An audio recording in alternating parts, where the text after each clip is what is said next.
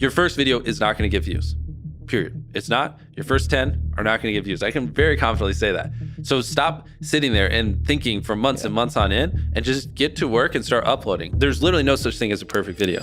A lot of people give up too soon because they're not getting enough views. You literally could be a year away from that video that you just made taking off because you just stopped uploading. Give yourself 10 years. Give yourself 10 years at this craft, making videos, posting them online, getting made fun of for at least 5 of those years. Easy and then 5. Maybe at the end of 10, maybe you'll have a little bit of success. If you're a small YouTube channel, or maybe you haven't even started a YouTube channel yet, I want you to know that it is totally possible. Last year, I started 2 brand new YouTube channels from 0, and I was able to grow them very fast, getting hundreds of thousands of views, even with not a lot of subscribers. Now, before I share with you how to do this, I want you to hear from some of my favorite creators on advice for growing your small YouTube channel. You had no money. What would be the first 10 videos you tried to make? On a new channel? I guess that's advice for a new person. And nobody knows you. Yeah, nobody knows me. Yeah, like hypothetically, I have a mask on. And you also, I guess, don't have the wisdom. But if I don't have what I have in my head, then I would say just fail. Like, just a lot of people get analysis paralysis, and they'll just sit there and they'll plan their first video for 3 months. And yeah, I'm any of you listening, if you, especially if you have 0 videos on your channel, your first video is not going to get views. Period. It's not. Your first 10 are not going to get views. I can very confidently say that. So stop sitting there and thinking for months and months on end and just get to work and start uploading. Like, all you need to do, this applies to people who have not uploaded videos but have dreams of being a YouTuber, is make 100 videos and improve something every time. Do that. And then on your 101st video, we'll start talking, like, maybe you can get some views, but you know, your first 100 are gonna suck. There are very freak cases like Liza Koshy or Emma Chamberlain who have really good personalities, and it doesn't take them as many videos. And it's just like people who are 7'5" and making the NBA. Like, yes, there are freak cases you can find, but for the average person like us, you know, who don't have these exceptional personalities and, you know, backgrounds in filmmaking, just make 100 videos, improve something each time, and then talk to me on your 101st video. Well, the improve something each time is the tricky one. How do you improve something each time? The second one, just, I don't know, put more effort into the script. The third one, try to learn a new editing trick. The fourth one, try to figure out a way that you can have better inflections in your voice. The fifth one, try to, you know, study a new thumbnail tip and implement it. The sixth one, try to figure out a new title. There's infinite ways. That's the beauty of content creation online. There's literally infinite ways, from the coloring to the frame rate, to the editing, to the filming, to the production, to the jokes, to the pacing, to every little thing can be improved, and they can never not be improved. There's literally no such thing as a perfect video.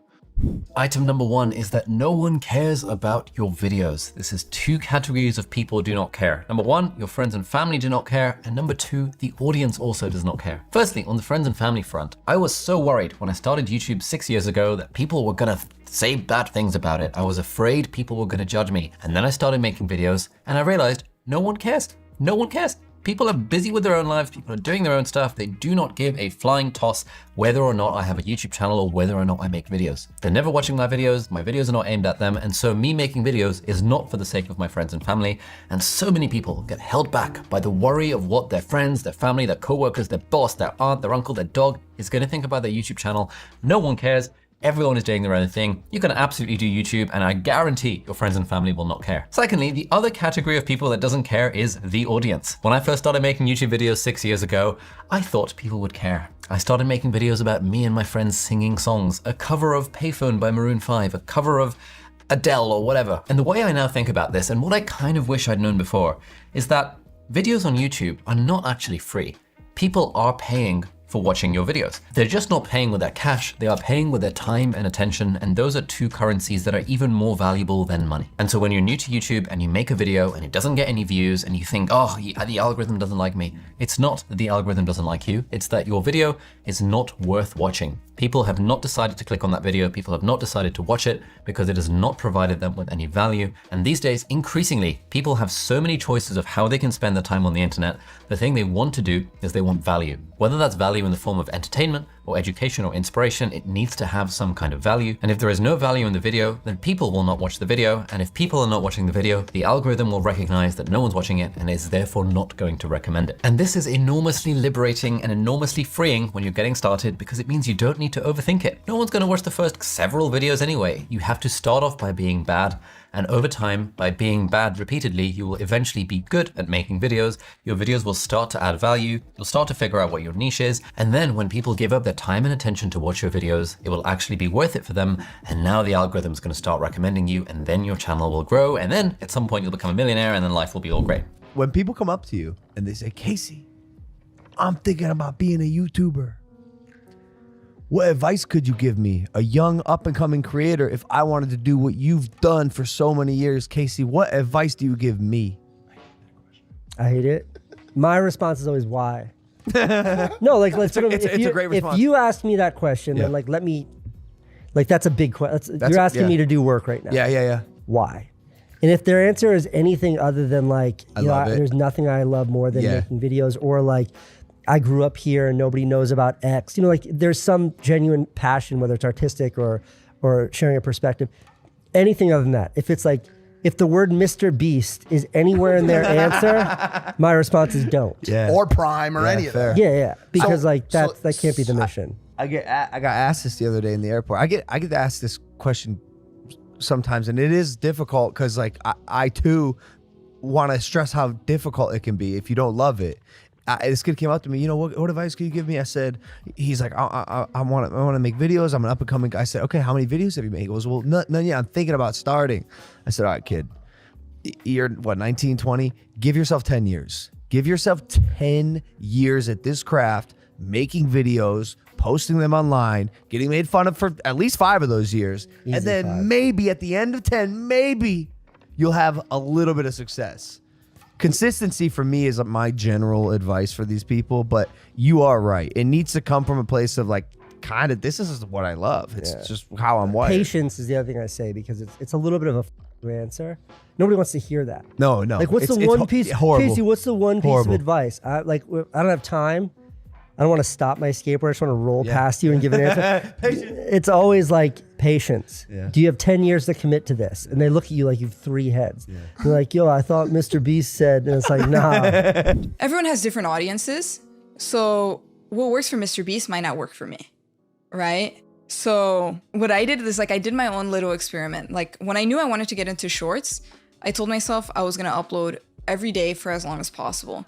And I think I only got like a week or 2 in. I didn't get that far, but the goal was essentially to upload as much as possible.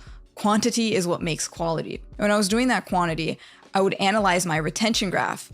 And this is just like one example I'll just pull out for you. So there was one video after 5 days, I got, I think it was like 50,000 views in 5 days, right? Which on average, I usually get like 1 million. So I was not happy with the performance. And I pulled up the retention graph and I noticed on the last second, it was a huge dip. It was 70%. 1 second later, it was 45%, like a 25% drop in 1 second. And the retention was 83%. So what I did was I went to YouTube Studio. I trimmed off that 1 second. YouTube removed this feature, by the way. YouTube, please bring it back. But just by removing that 1 second at the end, it went from 83% to 88%. And the video went flying. And that's why like every second counts on a short, like every single second. Because when you think about it, let's say you have a 30-second short, right? If you lose 1 second, that's already 97%. That's 3 percentages. If you lose 2 seconds, that's 6%. So when you think about it on shorts, like you're not just losing 1 second, you're losing double or even triple, because that 1 second accumulates to 2 or 3% of the video. So there's been some incredible advice already, and there's even better advice coming up later in this video, but I wanted to touch on a little bit of advice that I've learned from personal experience this last year, growing some YouTube channels and literally getting hundreds of thousands of views on these videos on a channel that had less than 1,000 subscribers. And I really think for me, a big part of it came down to the packaging, which if you don't know what packaging is, it's your video idea, it's the topic, it's the title, and it's the thumbnail. So that is not even the video itself. A lot of people put all their effort into shooting YouTube videos, and what they don't realize is, and where they're lacking is their thumbnails aren't good, their titles aren't good, their ideas aren't good. So I have some very practical advice on how you guys can come up with better video ideas that will actually get you more views, because your videos might be great. You're just not getting any views because this part is lacking. So one of the things that I started to do was I'd come up with way more video ideas than I actually needed. So if I was getting ready to make my next couple videos, I'd come up with like 50 video ideas. And then throughout those, most of them were pretty bad. Maybe 40 of them, I'm like, these probably wouldn't get views. And I'd have 10 of them that are pretty decent. And then what I would do is I'd take those 10 videos, and before I just choose one, you really want to validate that idea. And how do you do that? How do you make sure before you press record that it's going to get views, that there's interest in this, that people actually care about this topic and the video idea? And so you don't waste all your time, on this YouTube video. And what I would do, and this sounds so simple, but it just works, is I'd go on YouTube. I would type in kind of the video idea that I was looking to make. And if these videos were getting more views than the subscriber count, then I would know this was a good video idea for me to make, because I knew that YouTube was working on pushing this topic or this video idea out to more people beyond just their subscriber base. Maybe it could be oversaturated, but oftentimes people want to watch a lot of videos on the same topic. So it's okay if you add in to the conversation, people want to hear your voice, and it is still worth making that video. Now there's gonna be a lot more YouTube strategy coming up in our YouTube 1K challenge, which is a free event that we are hosting. And this is a 5-day YouTube challenge on how to get to your first 1,000 subscribers and make your first $1,000 on YouTube. So you can click the link down in the description if you guys want to check that out and join us at the challenge. But let's get into some of the other advice from these YouTubers. When I first met you, I had just gone full-time as a creator, and you were so great. You gave me this worldview, this perspective of don't think algorithm, think audience. In my role, I've always gotten a lot of questions about the algorithm. It's like, what time should I upload to optimize for the algorithm? What time, how often should I upload? And the way we design the algorithm is actually such that we want to give audiences the videos and other content that they're going to be most satisfied by. And so if the audience doesn't really care whether you upload it at 3 in the morning or 7 at night, then the algorithm shouldn't care either. And so what I encourage creators to do is when they have some of these questions, they immediately kind of think about algorithm, like replace the word algorithm in their question with the word audience. That's going to give you a better answer because we're aiming to serve the audience. And so the more you focus on understanding what your audience wants and finding the best fit with them, the algorithm is going to match that. Yeah, one of the biggest things for me was when I stopped thinking, why didn't the algorithm like this video? I started thinking, why didn't my audience like it? As a creator, I think the more that you can put yourselves in the shoes of viewers and go through YouTube and browse around and see what's going to make you as a viewer be interested in a particular video versus another video. It might give you more perspective. You may not get just thinking so much about your own videos all the time. Look at it from the viewer perspective. For new creators or smaller creators, because when you say the algorithm follows the audience, they worry that they don't have an audience yet for the algorithm to follow. So do we do anything for those creators? Yeah, so we have a team that is specifically focused on this challenge of trying to identify audiences for creators that are just getting started, for videos that we don't have a lot of information about. And so, yeah, with those videos and channels, we do need to try some different approaches. The title, the description. When there are viewers that show up that seems like they might be interested in it, we'll show that video to those viewers and see which of them react. We really want to make sure that there is a path for new creators to get started. It's a metric we track, how many new creators are succeeding on the platform. We're very focused on that. We care a lot about it because we do believe that there's a lot of opportunity there with new creators coming along with new ideas all the time, and we want to help those creators be successful. Sean, if you were starting a YouTube channel in 2024, what would you do? Especially considering that you've been in the YouTube game for 17 years now. You've started multiple channels, 3 silver play buttons. How would you get started in this new year? Yeah, so I wrote down 5 things when I thought about this question. And the first one is courage. You have to start messy. And I think about this, you know, I have some tactics as we get into it, but now that I've had the chance to coach so many different people that have started YouTube channels and grow their YouTube channels, I've realized that really the first thing that holds us back is ourself and our fears and our mindsets. We feel like we're not ready. We feel like, man, is anybody going to care? We feel like, am I going to be judged? Is there going to be negative comments? And these are all legitimate mindsets, but you're not going to get results if you don't start. You're never going to know if you don't start. Everything that you want in life is outside of your comfort zone. So I do want to lay a foundation that you got to start before you're ready. You got to start messy. You probably have a million questions. Even if you've already been subscribed to or the Think Media podcast or our other channel for a while, you still probably are like, but what about this? But what about that? You have to just start. And my second tip is clarity, and we can hit that one in a second. But the reason that I say start messy is there's really two kinds of people. Maybe you're already a professional, a business owner. So you're already know you're in real estate, you already are in carpentry, and so you know, like, you're gonna start a DIY channel helping people fix stuff around the home. You know that you're gonna start a real estate channel to get leads, clients, and sales in your local community. You know you're a musician that uses Ableton, so you wanna start doing music tutorials. Like, you already have clarity. So if you have that, we can dial that in when we get there in a second.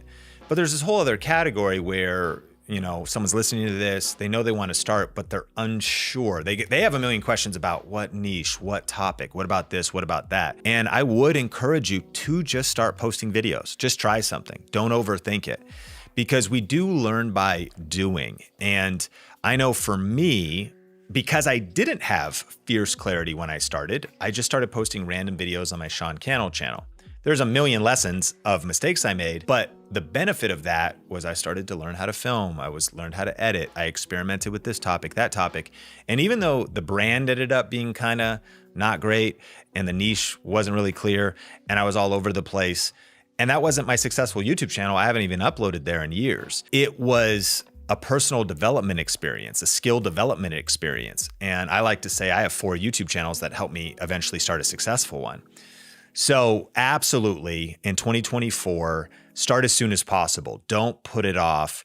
Don't just watch YouTube videos. Don't just consume information. We learn by doing. Take action, press record. It takes courage. You got to get uncomfortable. So just start. I kind of want to bring it back to the person who's starting out, right? What pitfalls are they going to run into? What can they avoid? What kind of mistakes are people making that either make them quit YouTube and like they just give up on it, or maybe they're making some mistakes so they're not getting views anymore? Yep. What would be one of those that you think a lot of people make? It's funny because those kind of feed into each other. I find that a lot of people give up too soon because they're not getting enough views. So they get discouraged. I've had videos that 240 days after they've been released start taking off. To almost a year.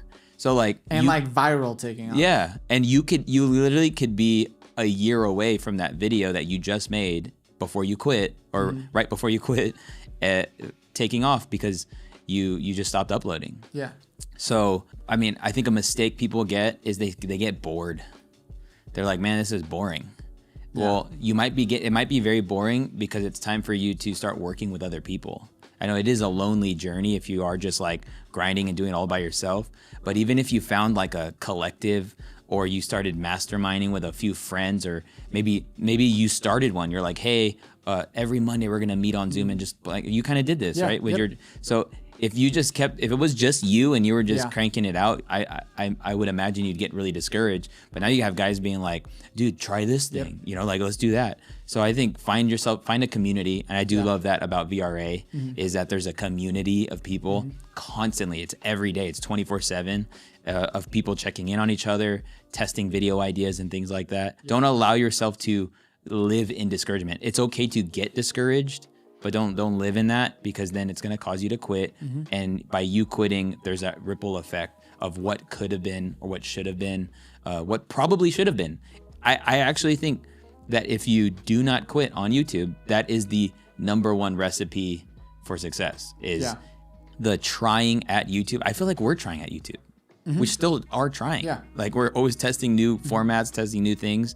And that's actually the goal. So, you know, we started this conversation talking about fitness and that sometimes we have these end goals. Well, no, the goal is to build the lifestyle. So if I get discouraged in the journey and it causes me to quit, I actually lose because the goal was to just stay on the journey. Yep. So don't allow discouragement to cause you to quit. I love that. Our video editor for Think Media, Nate, he's over here. Hey, Nate Dog. He has a similar story with his channel. And so Nate's film, Nate Dog, Nathan's Dogs. I'm just kidding. Go ahead. His channel is called Nate's Film Tutorials. And your video that took off, initially the director's one, it didn't take off right away. And I think he was even, probably a little bit discouraged because he posted this video and I was like, dude, this video is fire. Like, this is going to get a ton of views and all this stuff. And it like just tanked. And it was also at a point for him where he was a slight pivot from like videography to filmmaking. And I was like, but bro, like just commit to the filmmaking, like commit to the pivot. And is this right here? So, okay, so check this out, dude. Dang, 100. 100 days in, it ends up getting 6,000 views. And how many subscribers? You had like 20,000 subscribers at the point. So that's not a lot of views for him. But after 100 days, it jumps up and it just keeps skyrocketing. And now it's at 283,000 views. Wow. So just similar to you, right? Right. It just like found the audience. And here, you can take this back, Nate. And this is actually a thing that is happening on YouTube. Yeah. Okay. It's when you're just posting consistently and one video goes nuts. What do people do after that one video goes nuts? And what does YouTube do? Number one, people start checking out the order of their videos. Yep. YouTube starts serving your next uploads, your older uploads. And then it starts to like fill in your channel, if you hypothetically, or like an illustration is like an empty cup. Let's say you're empty and you have this one go viral and now they're spilling over into other stuff. So now even for me, older podcasts I uploaded 2 months ago, they're starting to take off. But it's because people are starting to binge the channel. Yep. And it's because Nate didn't quit that people can now go back, they can go forward. And so this is why you don't want to quit. Exactly. There's a lot of people who would post a video and then they would be discouraged after 159 days. Yeah. They would give up and then like their channel takes off and they're like, there's all these new viewers coming in and they go to your channel like, you're inconsistent. You don't post anymore. Right. You haven't posted in 6 months. And so what you have to do is stay consistent even when it's hard. And then YouTube rewards, like the snowball effect happens through consistency of recommending another one of your videos and another one. That's how YouTube works. And it's like, honestly, if you're in finances, there's this term called compound interest. I would say this is a little bit more powerful because the amount of compound interest that takes place with attention, then it really puts the ball in your court to be able to do what you want to do, sell what you want to sell, live how you want to live, So yeah, don't make the mistake of quitting. If you're a very small YouTuber and you can upload a video a day and like all the videos be average and like none of those videos will really stand out. None of it's like epic enough where like the algorithm's going to go, oh, this video is good. Like we need to spread it. I feel like a lot of small YouTubers, they just post like videos that aren't bad, but they're not great. And they just do that. And none of them ever pop off. So they never get an audience, where it might be better to like, upload half or a third or even like a fifth of the videos, but make the videos you upload so freaking good that like the algorithm has to promote it and that, it has to find audiences for it. Cause it's such an interesting and good video. When you like set a consistent schedule and you're constantly having to upload videos that aren't as good as you'd like because you got to hit, this Monday, I said I'd upload every Monday, that's a dangerous trap because then, the viewers notice that the quality isn't as good and it makes them less likely to watch. And I think it hurts your longevity. If you want more tips and advice for growing your YouTube channel, then you're going to want to watch this next video. I hope you guys enjoyed this one. And if you did, please hit that subscribe button and we'll see you guys in the next video.